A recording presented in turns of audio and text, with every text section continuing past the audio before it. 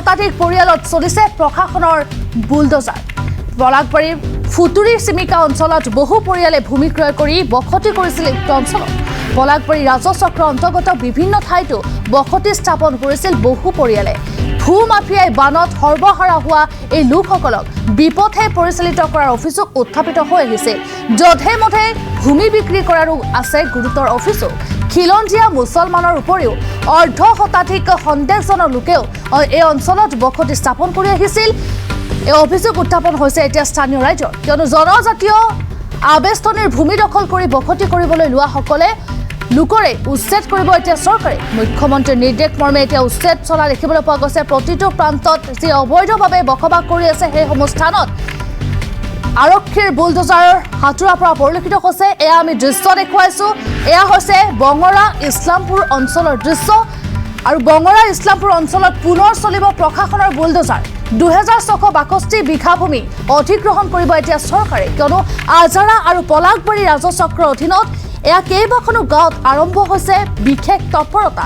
ইতিমধ্যে 5 শতাধিক পৰিয়ালত চলিছে প্ৰশাসনৰ বুলডোজাৰ। আমি দৃশ্য দেখুৱাইছো। এনেধৰণে প্ৰশাসনৰ বুলডোজাৰ পৰা দেখিবলৈ পোৱা গৈছে, হাতোৰাৰ পৰা পৰিলক্ষিত হৈছে। নিৰ্দেশনা মৰ্মে, অৰ্থাৎ মুখ্যমন্ত্ৰীগৰাকীৰ নিৰ্দেশনা মৰ্মে প্ৰান্তে প্ৰান্তে ৰাজ্যৰ বিভিন্ন প্ৰান্তত এনেদৰে প্ৰশাসনৰ বুলডোজাৰ চলা পৰিলক্ষিত হৈছে।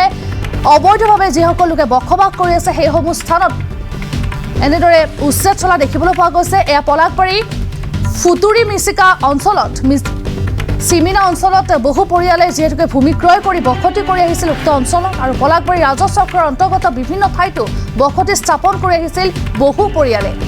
ভূ মাফিয়াই বানত সৰ্বহাৰা হোৱা এই লোকসকলক বিপথে পৰিচালিত কৰাৰ অভিযোগ এতিয়া উত্থাপিত হৈছে, কিয়নো যধে মধে ভূমি বিক্ৰী কৰাৰো আছে গুৰুতৰ অভিযোগ।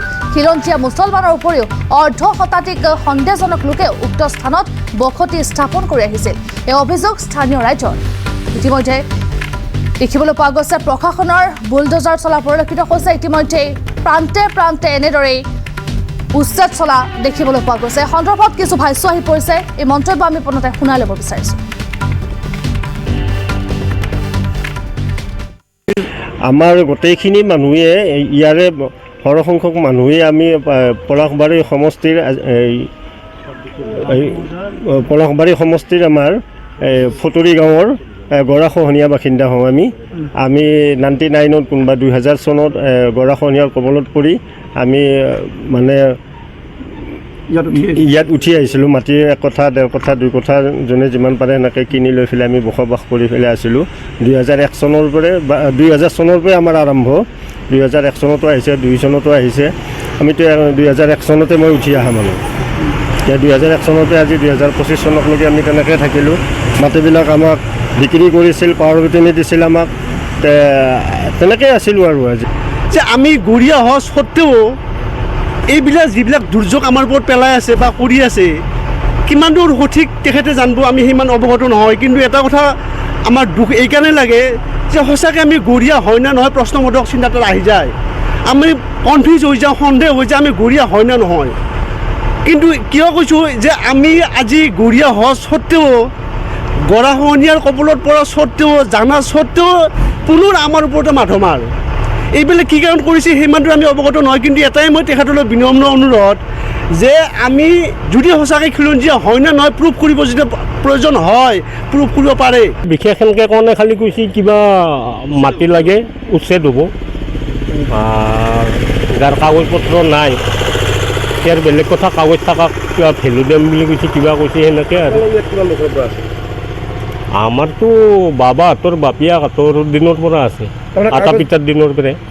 কাগজ পত্ৰ থাকিলেও পইচা দিম বুলি কৈছে নেকি? পইচা চইচাৰ কথা কোৱা নাই, খালি জমা কৰিব দিছে কাগজটো। নাই, এই যে ক'লে যে আপুনি যে কাগজ পত্ৰ থাকিলেও মানে ইয়াৰ পৰা উচ্ছেদ কৰিয়ে দিব নেকি? এনে শুনি আছোঁ, কিন্তু মণ্ডলে হ'লে কোৱা নাই দেই সেইটো উচ্ছেদ কৰিম বুলি। মণ্ডল আহিছে, মই তাতে কথা পাতিছোঁ নিজে। উচ্ছেদ কৰিম বুলি কোৱা নাই, খালি কৈছে কি মাটিৰ কাগজ লাগিব, 23-27 কাগজ আছেনে নাই জমা কৰিবি। আমি এনে জানাত আল্লিবাৰী পৰে, ধৰমপুৰ, ইপানে গুইমাৰা অলপ পৰে, আৰু লচনাৰ অলপমান পৰে। সৰুৰূপে দেখি আছোঁ আমাৰ উজনি অসমৰ মুখ্যমন্ত্ৰী আছিল, কিন্তু আমি খিলঞ্জীয়া মানে হাৰাছমেণ্ট পোৱা নাছিলোঁ। এতিয়া আমি গৌৰৱ কৰিছিলোঁ যে আমাৰ নামনি অসমৰ মুখ্যমন্ত্ৰী শ্ৰী হিমন্ত বিশ্ব শৰ্মা ডাঙৰীয়া তেখেতে যিটো কাম কৰিব বুলি ভাবিছিলোঁ নামনি অসমৰ হৈ আমাৰ নামনি অসমৰ মুখ্যমন্ত্ৰী সেইখিনি আমাৰ নহ'ল। গতিকে খিলঞ্জীয়া মুখ্যমন্ত্ৰী হিচাপে আমাৰ নামনি অসমৰ আমাৰ গৰাখহনীয়া মানুহখিনিক আপোনালোকে যেনে তেনে সংস্থাপনৰ ব্যৱস্থা কৰি দিয়ক। বহিৰাগত অচিনাকি মানুহৰ দৰে আমাৰ খিলঞ্জীয়া মানুহৰ অ'ত ত'ত মাটি নাই। আমাৰ মাটি চাওক, পলাশবাৰী চাৰ্কলত চেক কৰি চাওক, চব ব্ৰহ্মপুত্ৰ ভেলীত মাটি আমাৰ যাই আছে। সেইখিনি মানুহক আকৌ নথি পত্ৰ জমা দিব দিছে 5 তাৰিখৰ পৰা 12 তাৰিখ লাষ্ট ডেট কৰি দিছে। 12 তাৰিখৰ ভিতৰত জমা দিব দিছে। এতিয়া কি কাৰণত আকৌ জমা দিব দিছে আমি সেইবিলাক নাজানো।